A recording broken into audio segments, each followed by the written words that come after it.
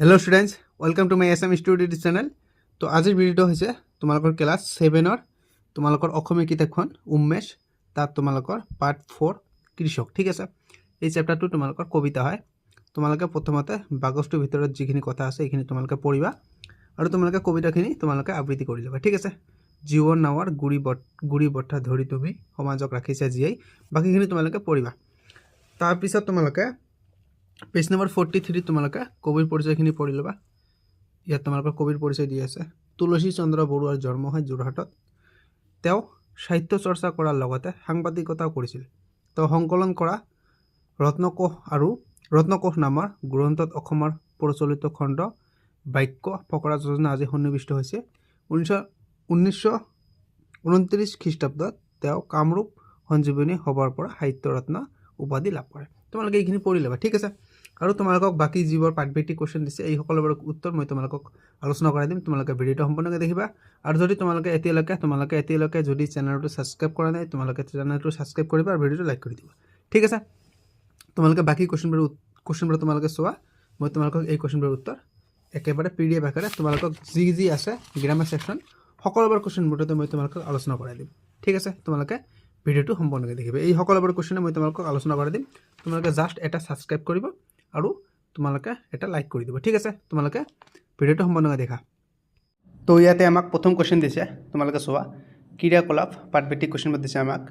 প্ৰথম কুৱেশ্যনকে দিছে যে তলৰ পদ্যফাঁকিৰ তলত আষ্টনা শব্দকেইটাৰ ঠাইত কাছৰ বাকচত থকা একে অৰ্থ মিলা শব্দ আনি পদ্যফাঁকি পুনৰ লিখা।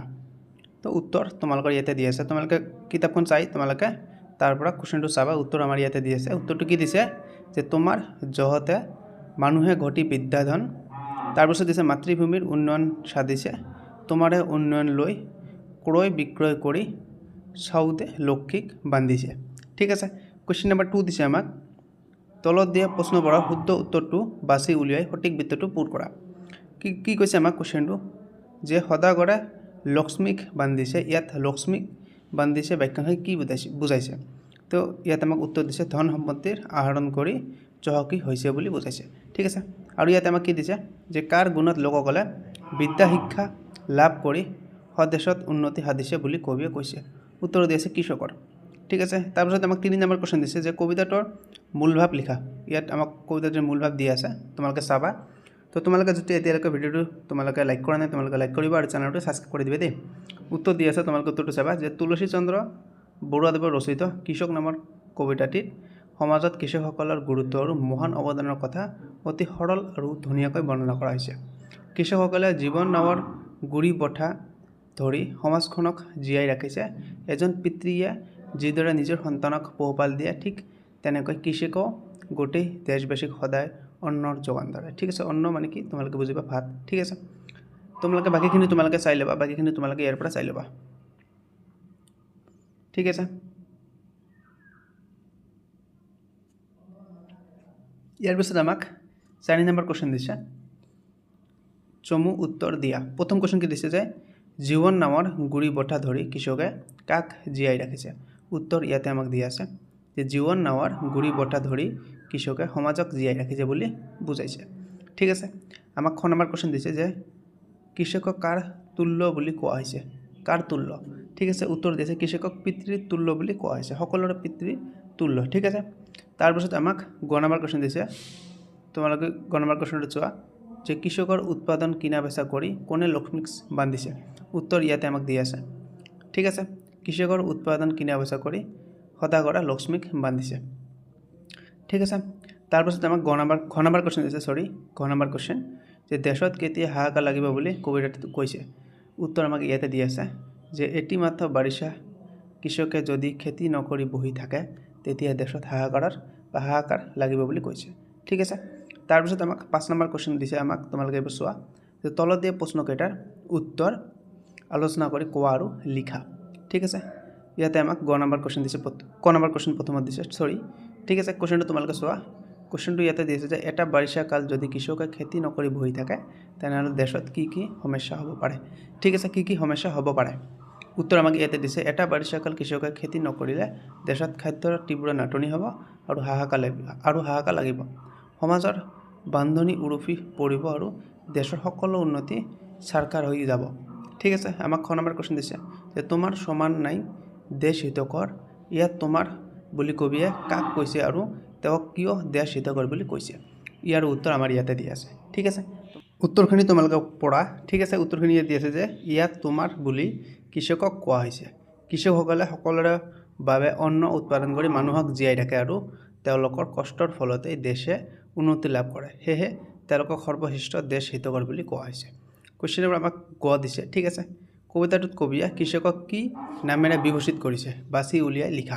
উত্তৰ দিছে কবিতাটিত কবিয়ে কৃষকক পিতৃতুল্য, দেশ হিতকৰ, প্ৰাণদাতা আৰু দেশৰ চিয়া নামেৰে বিভূষিত কৰিছে।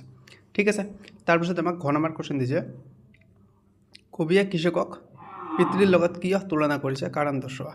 এজন পিতৃয়ে যিদৰে অন্ন বস্ত্ৰ দি নিজৰ সন্তানক পোহপাল দিয়ে, ঠিক তেনেকৈ কৃষকেও গোটেই দেশবাসীক অন্নহাৰ যোগান ধৰি জীয়াই ৰাখে বাবে কৃষকক পিতৃৰ লগত তুলনা কৰা হৈছে। তাৰপিছত আমাক নম্বৰ কুৱেশ্যন দিছে কবিয়ে কৃষকক কিয় প্ৰাণদাতা বুলি কৈছে?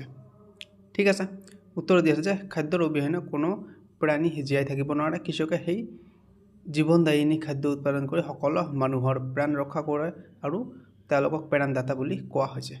ঠিক আছে, তাৰপিছত আমাক 6 নম্বৰ কুৱেশ্যন দিছে কৃষিকাৰ্যক এটা বৃত্তি হিচাপে লৈও মানুহে কেনেদৰে জীৱন নিৰ্বাহ কৰিব পাৰে লিখা। উত্তৰ ইয়াতে দি আছে আমাক। কৃষিকাৰ্যৰ জৰিয়তে মানুহে স্বাধীনভাৱে নিজৰ ইচ্ছাৰে উপাৰ্জন কৰিব পাৰে। উপাৰ্জিত শস্য নিজে খোৱাৰ লগতে বজাৰত বিক্ৰী কৰি অৰ্থনৈতিকভাৱে স্বাৱলম্বী হ'ব পাৰে আৰু কাৰো ওচৰত হাত নপতাকৈ সসন্মানে জীৱন নিৰ্বাহ কৰিব পাৰে। ঠিক আছে, তাৰপিছত আমাক কুৱেশ্যন নম্বৰ 6 দিছে। 6 নম্বৰ কুৱেশ্যন ব্যাখ্যা কৰা যে স্বাধীন কৃষি কৰি আপন ইচ্ছাৰে ৰাখিছা দেশৰ তুমি চিয়া। ঠিক আছে, ইয়াত আমাক ব্যাখ্যা কৰা দিছে। ঠিক আছে, ইয়াত আমাৰ উত্তৰ হ'ব উক্ত কবিতা ফাঁকি আমাৰ পাঠ্যপুথিৰ অন্তৰ্গত কবি তুলসী চন্দ্ৰ বৰুৱাদেৱৰ ৰচিত কৃষক নামৰ কবিতাটিৰ পৰা তুলি দিয়া হৈছে। ঠিক আছে, তোমালোকে এইখিনি পঢ়ি ল'বা। মাজত যিটো আমাক পেৰেগ্ৰাফ দিছে এইখিনি তোমালোকে পঢ়ি ল'বা। ঠিক আছে, তাৰপিছত আমাক বাকীখিনি দিছে, তোমালোকে এইবোৰ চোৱা। কৃষক হৈছে সমাজৰ সকলোতকৈ স্বাধীন আৰু মুকলিমূৰীয়া ব্যক্তি। তেওঁলোকে নিজৰ ইচ্ছা অনুসৰি স্বাধীনভাৱে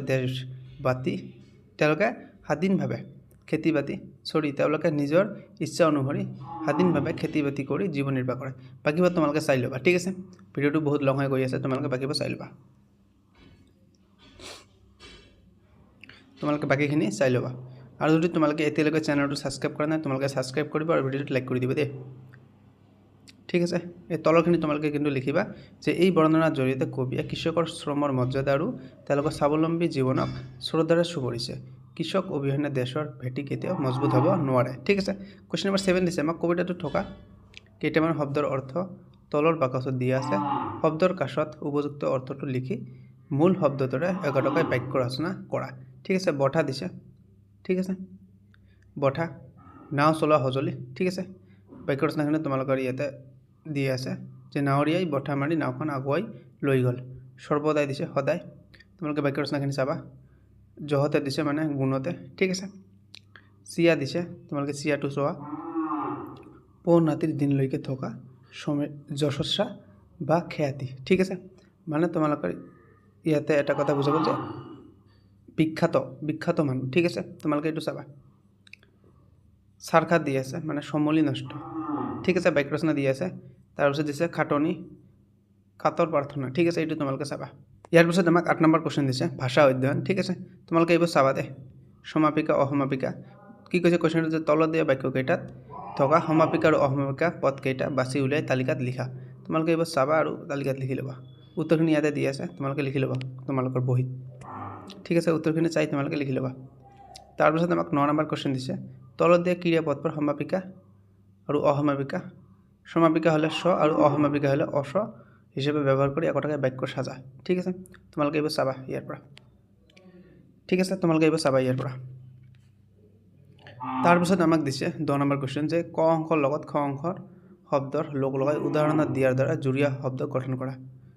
মাক, ঠিক আছে, মাক বাপেক, মামা মামী হ'ব, পেহা পেহী, শাহু শহুৰ, জী জোৱাই, দেৱৰ নন। ঠিক আছে, তাৰপিছত আমাক খ নম্বৰ কুৱেশ্যন দিছে ওপৰৰ সম্বন্ধবাচক জুৰীয়া শব্দকেইটা ব্যৱহাৰ কৰি বাক্য ৰচনা কৰা। ঠিক আছে, তোমালোকে এইবাৰ পঢ়ি ল'বা। ঠিক আছে, মাক বাপেক দিছে, এইবাৰ তোমালোকে এটা এটা কৰি ল'বা। তাৰপিছত আমাক দিছে জ্ঞান সম্প্ৰসাৰণ। তোমালোকে এইখিনি কৰাৰ পিছত তোমালোকে এইখিনি লৈ আহিবা, জ্ঞান সম্প্ৰসাৰণ। ঠিক আছে, 11 খ তলত দিয়া প্ৰবচন কেইটি বহলাই লিখা। ঠিক আছে, ঘন ঘনকৈ দিবালি পৰ্বতত ৰুবাশালী। ঠিক আছে, তোমালোকে এইবোৰ চাবা। তাৰপিছত আমাক আৰু এটা দিছে, তোমালোকে ছেকেণ্ডটো চোৱা। এইটো আমাৰ ছেকেণ্ড, যে আহিনে কাটিয়ে ৰাখিবা পানী, যেনেকৈ ৰাখে ৰজাই ৰাণী। বাহ, বঢ়িয়া, আমাৰ এইটো ফকৰা যোজনা দিছে। ঠিক আছে, তোমালোকে চাবা। তাৰপিছত আমাক আৰু এটা দিছে, তোমালোকে এইটো চোৱা।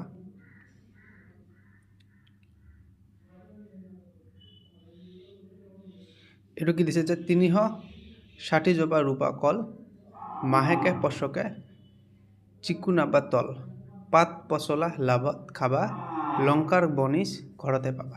ঠিক আছে, তোমালোকে এইটোও চাবা। আমাৰ ভিডিঅ'টো এনে লং হৈ গৈ আছে, তোমালোকে চেনেলটো ছাবস্ক্ৰাইব কৰিবা আৰু ভিডিঅ'টো লাইক কৰি দিবা দেই। ঠিক আছে, তোমালোকক মই এটা ৰিকুৱেষ্ট কৰিছোঁ, তোমালোকে ছাবস্ক্ৰাইব কৰিবা। আৰু এটা কথা, তোমালোকৰ হয়তো বেকগ্ৰাউণ্ড চাউণ্ড তোমালোকে ইতিমধ্যে পাই আছে। ঠিক আছে, তোমালোকে বেকগ্ৰাউণ্ড চাউণ্ডবোৰ যে পাই আছা, নেক্সট ভিডিঅ'ত তোমালোকে নাপাবা। ঠিক আছে, তাৰ কাৰণে মই ক্ষমা প্ৰাৰ্থী। বেকগ্ৰাউণ্ড চাউণ্ড বহুতো আহি আছে, মই গম পাই আছোঁ। ঠিক আছে, তোমালোকে এইটোও চাবা।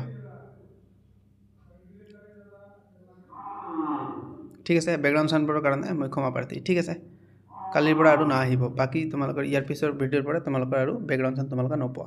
ঠিক আছে, 2 নম্বৰ কুৱেশ্যন দিছে, তলত দিয়া বৃত্তিসমূহৰ বিশেষ চমু টোকা লিখা। শিক্ষক দিছে, আমি জানোঁ শিক্ষক কি। ঠিক আছে, আৰক্ষী দিছে, তোমালোকে ইয়াৰ পৰা চাবা। আৰক্ষীয়ে দেশৰ আইন শৃংখলা ৰক্ষা কৰে, সমাজৰ অপৰাধ নিৰ্মূল কৰি জনসাধাৰণক নিৰাপত্তা প্ৰদান কৰাটো তেওঁলোকৰ প্ৰধান দায়িত্ব। ঠিক আছে, চিকিৎসক দিছে, সকলোৱে জানে চিকিৎসক কি কৰে, ৰোগ নিৰাময় কৰে। ঠিক আছে, ৰোগ নিৰাময় কৰে। তাৰপিছত গায়ক দিছে, এইবোৰ তোমালোকে চাবা। তাৰপিছত আমাক বিজ্ঞাপন আধাৰিত প্ৰশ্ন কেইটা দিছে, তোমালোকে এইবোৰ চাবা। ঠিক আছে, বেকগ্ৰাউণ্ড চাউণ্ডৰ কাৰণে আমি ক্ষমা প্ৰাৰ্থী। ঠিক আছে, বেকগ্ৰাউণ্ডৰ পৰা তোমালোকৰ বিভিন্ন ধৰণৰ চাউণ্ড আহি আছে, তোমালোকে মোক ক্ষমা কৰি দিব। ঠিক আছে, তোমালোকে এই কুৱেশ্যনবোৰ তোমালোকে চাবা, বহুতেই ইম্পৰ্টেণ্ট কুৱেশ্যন এইবোৰ। ক নম্বৰ কুৱেশ্যন দিছে, বিজ্ঞাপনটোত কি কি পদৰ বাবে আবেদন বিচৰা হৈছে? পিয়ন, ড্ৰাইভাৰ আৰু মালি পদৰ বাবে। পদকেইটা কি বৰ্গৰ পদ? ঠিক আছে, পদকেইটা চতুৰ্থ বৰ্গৰ পদ। ঠিক আছে, আমাৰ যি 3rd গ্ৰেড 4th গ্ৰেড পৰীক্ষা হয়, এনেকুৱা ধৰণৰ এইটো আমাৰ 4th গ্ৰেড পৰীক্ষা।